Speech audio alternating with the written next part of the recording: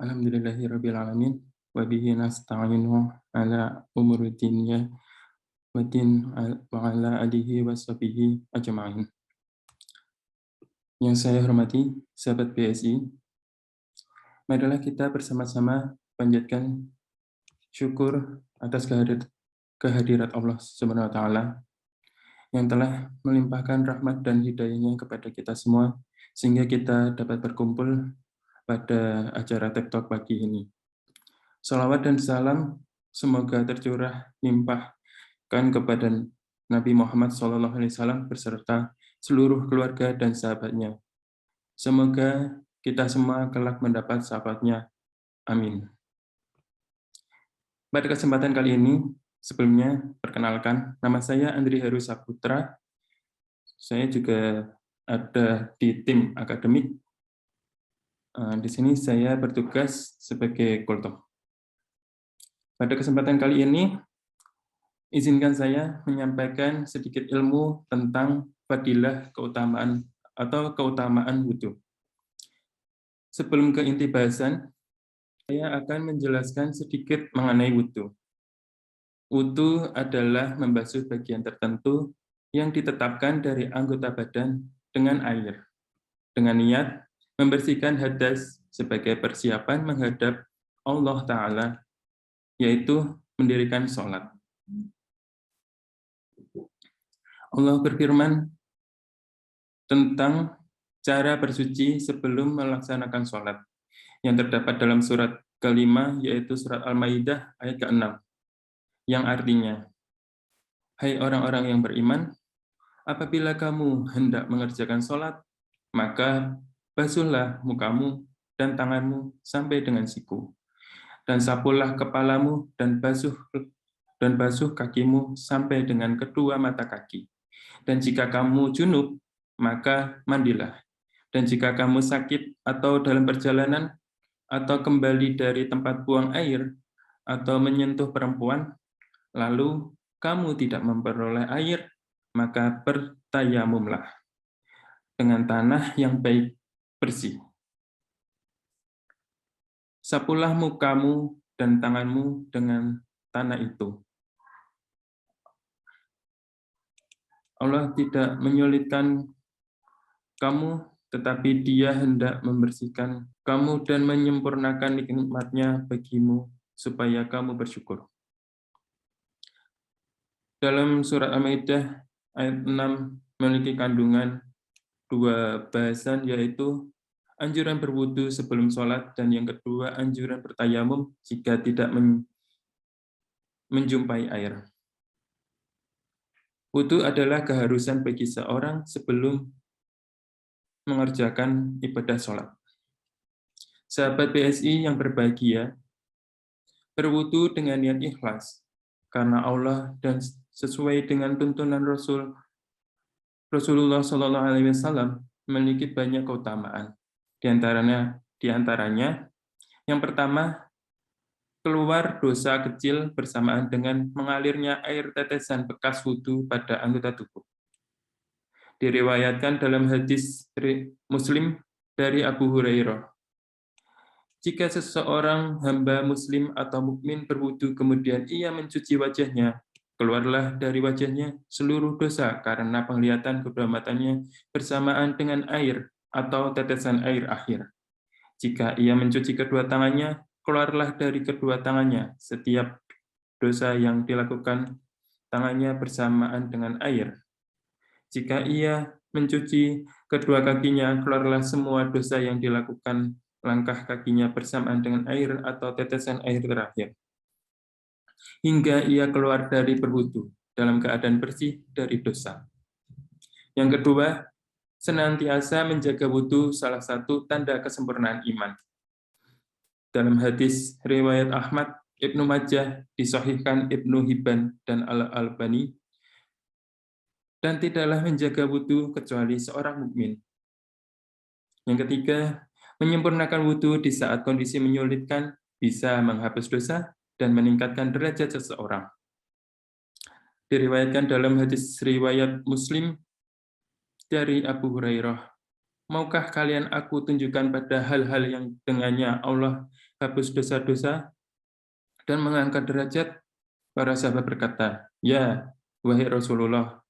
Rasul bersabda, menyempurnakan wudhu pada saat kesulitan, memperbanyak jalan menuju masjid, menunggu sholat setelah sholat, itu adalah ar-ribat, bagaikan berjaga di perbatasan dalam perang di jalan Allah.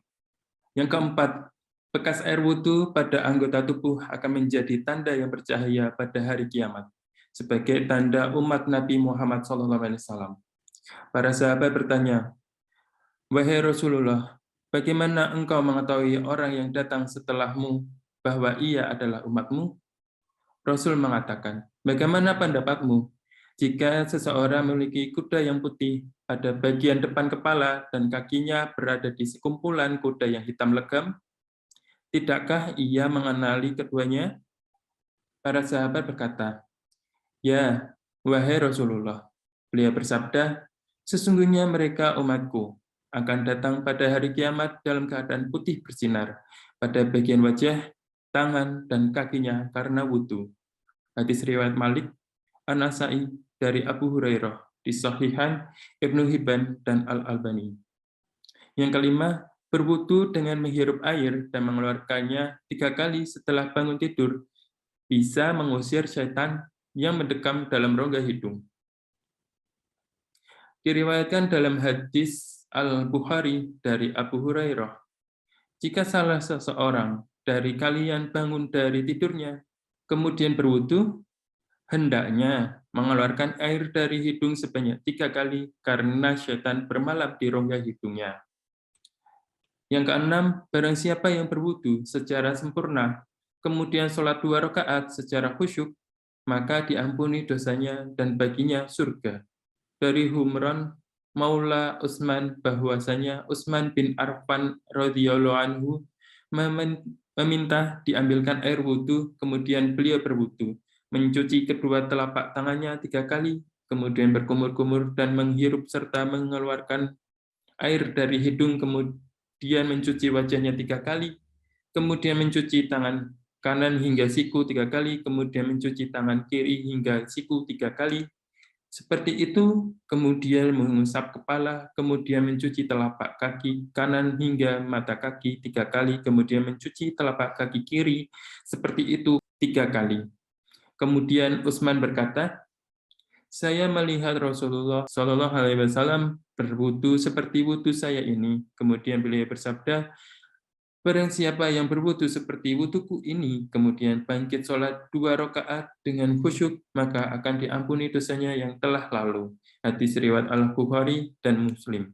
Tidaklah seorang Muslim berwudu kemudian menyempurnakan wudunya, kemudian bangkit melakukan sholat 2 rakaat, menghadapkan wajah dan hatinya kepada Allah, kecuali wajib baginya surga. Hadis riwayat Muslim dari Uqbah bin Amir. Yang ketujuh, berwudu dan membiasakan sholat sunnah setelahnya adalah amalan penduduk surga, seperti sahabat Rasulullah, yaitu Bilal bin Rabah. Dari Abu Hurairah radhiyallahu anhu, bahwa Nabi Shallallahu Alaihi Wasallam berkata kepada Bilal pada saat sholat subuh, "Wahai Bilal, sampaikan kepadaku amalan yang paling kau harapkan dalam Islam yang kau lakukan karena aku mendengar suara sendalmu di depanku di surga." Bilal berkata, "Tidaklah aku melakukan sesuatu amalan yang paling aku harapkan, kecuali saat aku berwudu pada siang atau malam, kecuali aku sholat sesuai dengan yang mampu aku lakukan dengan wudu itu." Hadis riwayat Al-Bukhari dan Muslim. Sahabat BSI yang berbahagia, untuk fadilah yang selanjutnya, yaitu yang ke-8, berwudu secara sempurna, kemudian berdoa setelahnya, menyebabkan akan dibukakan 8 pintu surga. Hadis riwayat Muslim, telah disebutkan hadisnya dalam pembahasan tentang sunnah dalam wudu. Hadis lainnya mengenai hal tersebut, barang siapa berwudu, lalu menyempurnakan wudunya, kemudian ia membaca doa yang artinya, "Aku bersaksi bahwa tidak ada Tuhan melainkan Allah yang Maha Esa. Tiada sekutu baginya. Dan aku bersaksi bahwa Muhammad adalah hamba dan utusannya. Ya Allah, Jadikanlah aku termasuk orang yang bertaubat, dan jadikanlah aku termasuk orang yang menyucikan diri. Maka dibukalah 8 pintu untuknya yang dapat ia masuki dari mana saja ia mau. Hadis riwayat Tirmizi. Hadis lainnya mengenai hal tersebut diriwayatkan dari hadis riwayat Muslim, Abu Daud, dan Ahmad. Tidaklah salah seorang di antara kalian berwudu, lalu menyempurnakan wudunya, kemudian ia membaca doa yang artinya, Aku bersaksi bahwa tidak ada Tuhan melainkan Allah yang Maha Esa. Tiada sekutu baginya, dan aku bersaksi bahwa Muhammad adalah hamba dan utusannya. Kecuali dibukalah 8 pintu untuknya yang dapat ia masuki dari mana saja ia mau. Yang 9 atau yang terakhir adalah tidur malam dalam keadaan suci setelah berwudu dan berzikir sebelumnya memiliki beberapa keutamaan. Di antaranya, disertai malaikat dalam tidurnya, didoakan ampunan oleh para malaikat. Jika bangun dan berdoa kepada Allah, doanya mustajab. Jika sebelumnya diiringi dengan doa khusus dari Nabi, dengan tidur miring pada sisi kanan, kemudian meninggal dalam keadaan itu, maka ia meninggal dalam keadaan fitrah. Tidaklah seorang hamba tidur malam dalam keadaan suci, kecuali akan bermalam pada bajunya satu malaikat, sehingga tidaklah ia membalikkan tubuhnya di waktu malam, kecuali malaikat itu berdoa, Ya Allah, ampunilah hamba-Mu. Ya Allah, ampunilah hamba-Mu ini, karena sesungguhnya ia tidur malam dalam keadaan suci. Hadis riwayat At-Tabarani dari Abu Abbas. Hadis lainnya adalah, tidaklah seorang muslim tidur malam dalam keadaan berzikir dan suci, kemudian bangun di waktu malam, kemudian meminta kepada Allah kebaikan di dunia dan akhirat, kecuali Allah berikan kepadanya. Hadis riwayat Abu Daud. Hadis lainnya, jika engkau mendatangi tempat tidurmu, kemudian berwudu sebagaimana wudu dalam sholat, kemudian berbaring pada sisi kanan, kemudian berdoa, Allahumma aslamtu wajhi ilaik wa fawwadtu amri ilaik wa aljatu zuhri ilaik roghbatan wa rahbatan ilaik la malja wa la marja minka illa ilaik Allahumma amantu bi kitabika lazi anzalta wa bi nabiyyika lazi arsalta. Jika engkau meninggal di malam itu, maka engkau mati dalam keadaan fitrah. Jadikanlah itu sebagai bacaan terakhir sebelum tidur. Hadis riwayat Al-Bukhari dan Muslim. Perlu kita ketahui bersama bahwa masih sangat banyak fadilah keutamaan berwudu. Akan tetapi kali ini hanya itu saja yang saya sampaikan. Dan semoga kita dapat mengamalkan karena Allah dan istiqomah. Saya akhiri kultum pada pagi ini dengan berterima kasih kepada sahabat BSI yang sudah mendengarkan kultum saya dengan seksama dan antusias. Kesimpulan kultum pada pagi ini ialah ada 9 keutamaan berwudu yang saya sampaikan tadi, yaitu keluar dosa kecil bersama dengan mengalirnya air tetesan wudu. Senantiasa menjaga wudu salah satu tanda kesempurnaan iman. Menyempurnakan wudu di saat kondisi menyulitkan bisa menghapus dosa dan mengangkat derajat. Bekas air wudu pada anggota tubuh akan bercahaya pada hari kiamat. Yang kelima, berwudu dengan menghirup air dan mengeluarkan 3 kali akan mengusir setan yang mendekam dalam rongga hidung. Yang keenam, barang siapa yang berwudu secara sempurna, kemudian sholat 2 rakaat secara khusyuk, maka diampuni dosanya dan baginya surga. Yang ketujuh, berwudu dan membiasakan sholat sunnah setelahnya adalah amalan penduduk surga. Yang kedelapan, akan dibukakan 8 pintu surga dengan menyempurnakan wudu dan diakhiri dengan doa. 9, tidur malam dalam keadaan suci akan disertai malaikat. Maka berwudulah dengan sebaik-baiknya sesuai tuntunan dan niatkan wudu dengan ikhlas karena Allah Subhanahu wa taala, karena terdapat keutamaan dalam berwudu. Sekian kultum pada pagi hari ini.